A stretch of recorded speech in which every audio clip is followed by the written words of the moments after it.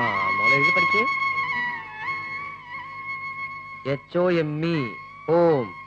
HOME home എന്ന് വെച്ചാ എന്താ ഡാഡി? ഹോം എന്ന് വെച്ചാ വീട്. FATHER father. ഡാഡി എന്നല്ലേ ഡാഡി? അതെ. എന്റെ മമ്മിയെ പോരും ഡാഡി. വരും. എപ്പോ വരും? മോള് പഠിച്ച് മിടുക്കി കുട്ടിയാകുമ്പോ മമ്മി വരും. വേണ്ട, ഇപ്പൊ വരണം. മമ്മി കുറുമ്പ് കാണിച്ചപ്പോ ഡാഡി തല്ലി, അതുകൊണ്ട് വഴക്കിട്ട് പോയതല്ലേ. വഴക്ക് മാറുമ്പോ മമ്മി വരും. എന്റെ വ്യാകുല മാതാവേ, ഇപ്പഴാ ശ്വാസം നേരെ വീണത്. നിന്റെ ശ്വാസനം എന്ത് പറ്റി? ശ്വാസത്തിനൊന്നും പറ്റിയില്ല. രാവിലെ മുതലുള്ള ഓട്ടണേ. വർഷാപ്പിൽ നിന്ന് നേരെ പാർട്ടി ഓഫീസിലേക്ക്, അവിടുന്ന് കമ്മിറ്റി സെക്രട്ടറിനും കൊണ്ട് പഞ്ചായത്ത് മെമ്പറുടെ വീട്ടിലേക്ക്, അവിടുന്ന് രണ്ടെണ്ണത്തിനും കൂട്ടി സ്റ്റേഷനിലെത്തി. അപ്പോഴറിയണേ നീ അവിടെ ഇല്ലെന്ന്. പിന്നെ കക്കായം ക്യാമ്പിലേക്കാണോ തുറക്കുമ്പോൾ ഡാമിലേക്കാണോ കൊണ്ടുപോയി ആർക്കറിയാം. ഒടുവിൽ അറിഞ്ഞ് നിന്നെ വെറുതെ വിട്ടുന്ന്. പിന്നെ പഞ്ചായത്ത് മെമ്പർക്കും സെക്രട്ടറിക്കൊക്കെ ചിക്കനും വാട്ടിസൊക്കെ മേടിച്ചു കൊടുത്തു വന്നപ്പോ നേരെ അന്തിയായി. അതിരിക്കട്ടെ, നിന്നെ അവർ ഒരുപാട് തല്ലിയോ? പോടവിടുന്ന്. എന്നെ അവരെന്ത് ചെയ്യാൻ? പിന്നെ നിന്നെ വിളിപ്പിച്ചേ? നമ്മളന്നിറക്കിയ പാരഡികാസ്റ്റ് ഇല്ലേ, അതിന്റെ സെക്കൻഡ് പാർട്ട് സിഐക്ക് ഇറക്കണമെന്ന്. അയ്യട മോനെ, നമ്മളിവിടെ വയറ്റിപ്പഴുപ്പിന് വേണ്ടിയാ ഓരോ പാരഡി കാസറ്റ് ഇറക്കണം. അങ്ങനെ പോയാലും നമ്മുടെ തല വെച്ച് പാരഡി കാസറ്റ് ഇറക്കണ്ട. നീ എന്റെ പേര് പറഞ്ഞോ? ഹേയ്, എനിക്ക് മോശമല്ലേ, ഞാൻ പറഞ്ഞില്ല. കർത്താവേ കാത്തു. പോലീസുകാരെ പറ്റി പാരഡി കാസറ്റ് ഇറക്കണമെന്ന് ഞാൻ അന്ന് അറിഞ്ഞു കഴിഞ്ഞാ എന്റെ കോമഡി ഞാനിപ്പോ കട്ട് ചെയ്ത് പറഞ്ഞാല്. ഡാഡിയോട് വഴക്ക് ചെയ്യുമ്പോ എന്റെ മമ്മി എന്നെ കാണാൻ വരുമെങ്കിൽ? ഡാഡി പറഞ്ഞില്ലേ മമ്മി വരൂന്ന്. മോള് പോയിരുന്ന് നന്നായിട്ട് പഠിച്ച് മെഡിക്കാവൂട്ടോ. പുസ്തകം കൊണ്ടേക്കാം. കുട്ടി ഇംഗ്ലീഷൊക്കെ കൂട്ടി വായിക്കാൻ തുടങ്ങി. നീ കൊച്ചിന്റെ അടുത്ത് മമ്മി ഇന്ന് വരും നാളെ വരും പറഞ്ഞിരുന്നല്ലേ, സംഗതി കൊള്ളാവൂട്ടോ. എടാ, അവളുടെ അച്ഛനമ്മയും മരിച്ചു എന്ന് ഞാൻ ഇങ്ങനെ മുഖത്തേക്ക് പറയും. മരിക്കാൻ നേരത്ത് എന്റെ മടിയിൽ കിടത്തി തന്നിട്ട് ചേച്ചി എന്നോട് പറഞ്ഞതാ, ഇനി അവളുടെ അച്ഛനമ്മയൊക്കെ നീയാന്ന്. ഞാൻ ഇതിങ്ങനെ ആരും ഒരു അറിയാതെ വെച്ചോണ്ടിരുന്നാൽ അവളുടെ ഭാവി ഉണ്ടാവും, നിന്റെ ഭാവി ഉണ്ടാവും. നിനക്ക് വേറെ ഒന്നും പറയാനില്ലേ? ഉള്ള നേരത്തെ അകത്തു നല്ല കേറ്റാണ്ടാക്കാൻ നോക്കി. അപ്പൊ നീ ഒന്നും ഉണ്ടാക്കിയില്ലേ? ഇല്ല. ഇങ്ങനെ പോയാൽ എന്റെ ഭാവി ഉണ്ടാവും. ഭൂതം ഭാവി കൈരേഖശാസ്ത്രം ഹസ്തശാസ്ത്രം മുഖലക്ഷണം.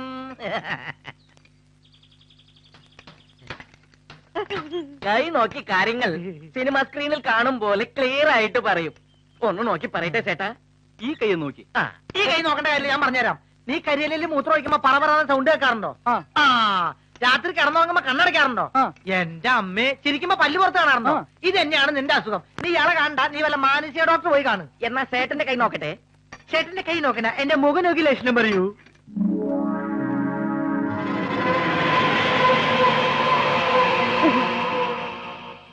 മുഖം കരിങ്കുറുങ്ങിന്റെ മാതിരി കറുപ്പാണെങ്കിലും ചേട്ടന്റെ മനസ്സ് വെള്ളയാണ്. ചേട്ടൻ ആർക്ക് ഉപകാരം ചെയ്താലും അത് ചേട്ടന് പാരയായി തന്നെ വരും. കർത്താവേ, എടാ ഇയാൾ എത്ര കറക്റ്റായിട്ട് കാര്യം പറയണേ. ഞാൻ ഇന്നലെ എന്റെ കൂട്ടുകാരൻ ഒരു പെഗ് മേടിച്ചു കൊടുത്തും അത് കുടിച്ചതും അവൻ എന്റെ തന്തയ്ക്ക് വിളിച്ചോളാ. അതിപ്പോ വാങ്ങിച്ചു കൊടുക്കണമെന്നില്ല. നിന്നെ കണ്ട ആർക്കായാലും തന്തയ്ക്ക് വിളിക്കാൻ തോന്നും. ബാസ്റ്റഡ്. ഞാൻ കുത്തു വെച്ചു കേട്ടോ. ചേട്ടേ, ഇനി എന്റെ കൈ ഒന്ന് നോക്കിയേ.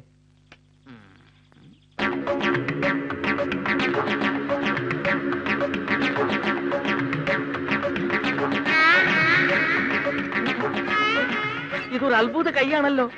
ആയുർരേഖ, ബുദ്ധിരേഖ, ഹൃദയരേഖ ഒന്നുമേ കാണല്ലേ. അയ്യോ, അത് ആരുണ്ടേ? നീ എടുത്തറാ. ഇവന്റെ ആയുസും ബുദ്ധിയും ഹൃദയവും ഒക്കെ ഓയിലിൽ കലങ്ങിപ്പോയതാ. ഇപ്പൊ വെറും കരുതിയ പോലെ. ശരിയാ. എന്താ ഇവിടെ? What is A problem? എന്താ ജോലി ചെയ്യാതെ കൂട്ടം കൂടി നിൽക്കുന്നത്? ഏതായി ആസാമി? എന്താ ഇയാളുടെ വണ്ടിക്ക് രോഗം? ഡോക്ടർ, നല്ല കണ്ടീഷൻ ജോലിസിനാ. മുഖത്ത് നോക്കി നല്ല കാര്യങ്ങൾ ബടി ബടി പോലെ പറയും. ആമാ സാർ, കറക്റ്റ് ആയിട്ട് പറയും. ആഹാ, എന്നാൽ എന്റെ മുഖത്ത് നോക്കി പറ. ഒഴിഞ്ഞു കിടക്കുന്ന എന്റെ വീടിന് കൃത്യമായിട്ട് വാടക തരുന്ന ഒരു കണ്ടീഷൻ പാർട്ടിയെ കിട്ടോ? ഏത് ഡീസൻ പാർട്ടി?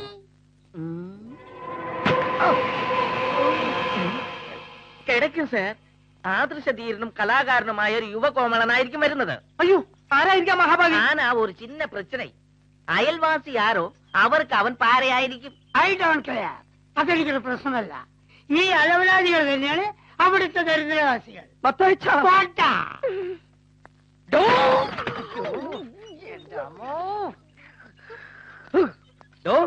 ഒരു കുടുംബത്തിലെ ഭാര്യ ഭർത്തക്കന്മാരെ പോലെ ജീവിക്കുന്ന ഞങ്ങളെ തമ്മിൽ അടുപ്പിക്കാനാണോ പരിപാടി?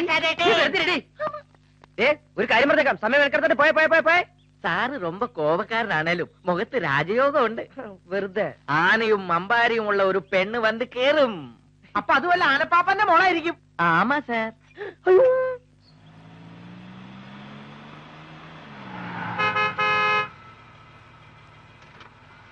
പോത്ത് പോലെ കിടന്നുറങ്ങാൻ അങ്ങോട്ട് മാറട പോട്ടെ.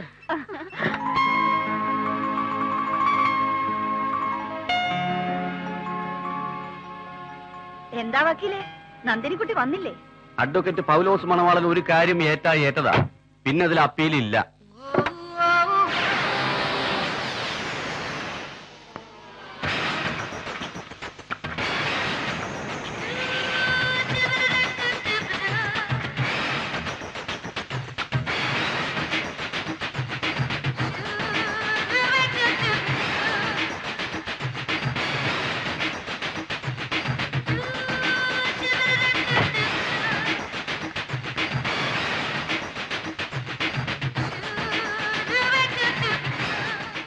എന്താ എല്ലാവരും പന്തം കണ്ട പെരിച്ചാണി പോലെ നിൽക്കണേ? ഈശ്വര, വിശ്വസിക്കാനേ കഴിയണില്ല. ഇത് നമ്മുടെ നന്ദിനിക്കുട്ടി തന്നെയാണോ? ഒരു വിശ്വാസക്കുറവും വേണ്ട. കാർത്യായനി കുഞ്ഞമ്മയുടെയും ദേവകി കുഞ്ഞമ്മയുടെയും ഒരേ ഒരു സഹോദരൻ മാധവ മേനോന്റെ ഒരേ ഒരു മകൾ നന്ദിനിക്കുട്ടി തന്നെ ഇത്. അതിന് ഞാൻ ഗ്യാരണ്ടി, ലൈഫ് ടൈം ഗ്യാരണ്ടി. എന്റെ മനസ്സിൽ ഇപ്പോഴും ഇച്ചിരി പോന്ന കുട്ടിയാ. കുട്ടി കാനഡയിൽ തന്നെയാണോ വരുന്നത്?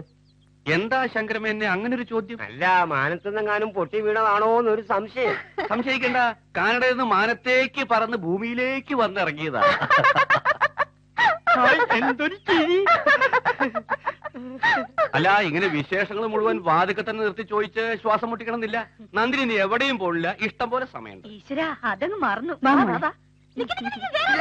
അവിടെ തന്നെ നിൽക്കേ. അയ്യോ, ആരുടെയൊക്കെ കണ്ണുവിട്ടിട്ടുണ്ടോ എന്തോ. അമ്മൂട്ടി ആഹാ, വിഴിഞ്ഞു.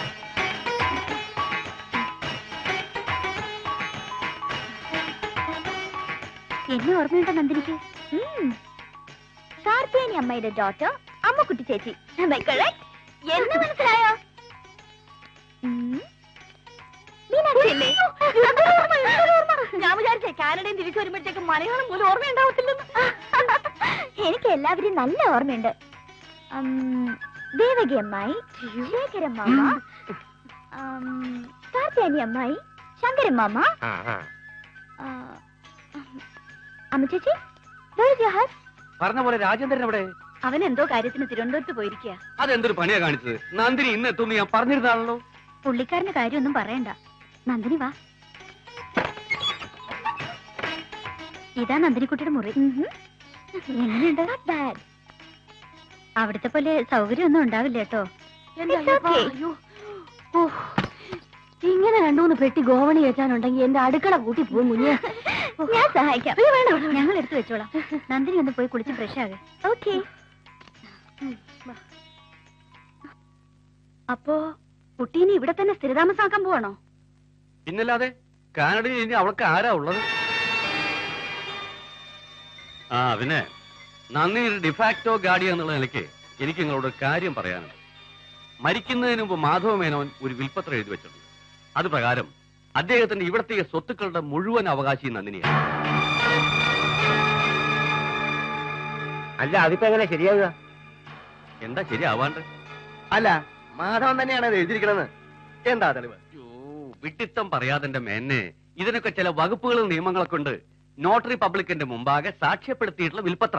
അപ്പൊ പെങ്ങളുമാരെ ഞങ്ങൾക്കൊന്നുമില്ലേ? നിങ്ങൾക്ക് കിട്ടാനുള്ളതൊക്കെ നേരത്തെ പിടിച്ചു വാങ്ങിയില്ലേ? പിന്നെ പാരമ്പര്യ സ്വത്തൊന്നും അല്ലല്ലോ. അന്യനാട്ടിൽ കിടന്ന് അദ്ദേഹം കഷ്ടപ്പെട്ടുണ്ടാക്കിയതല്ലേ. ഇത് മുഴുവൻ അനുഭവിക്കാനുള്ള അർഹത നന്ദിനിക്കുട്ടിക്ക് മാത്രം. ഇത്രയും കാലം സ്വന്തം മുതൽ പോലെ അനുഭവിച്ചത് പോരെ? ഈ നസ്രാണിയെ മാധവൻ സ്വന്തം വക്കീലാക്കിയെന്ന് അറിഞ്ഞപ്പോഴേ ഞാൻ കരുതിയതാ ഇങ്ങനെയൊക്കെ കുത്തിത്തിരിപ്പുണ്ടാക്കുമെന്ന്. കാർത്തിയാനി കുഞ്ഞമ്മേ, കൈലാസ വസ്തുക്കൾ അശുദ്ധമായാൽ പൗലോസ് തൊട്ടാലത് ശുദ്ധമാകും എന്നൊരു ചൊല്ലുണ്ട്, കേട്ടിട്ടോ? അങ്ങനെയുണ്ട് ഒരു ചൊല്ല്. ഉണ്ട്. ഭാര്യമാരുടെ കീഴിൽ ഇവിടെ ഇങ്ങനെ ഇരിക്കുന്നത് നിങ്ങൾക്ക് അത് മനസ്സിലാവില്ല എന്നാ കേട്ടോളൂ. ഈ കൈലാസത്തിൽ ഒരു ശുദ്ധി കലശം നടത്താൻ എന്റെ തീരുമാനം. അവകാശപ്പെട്ട സ്വത്തുക്കൾ ആ കുട്ടി തന്നെ അനുഭവിക്കും. ഈശ്വരോ രക്ഷതു.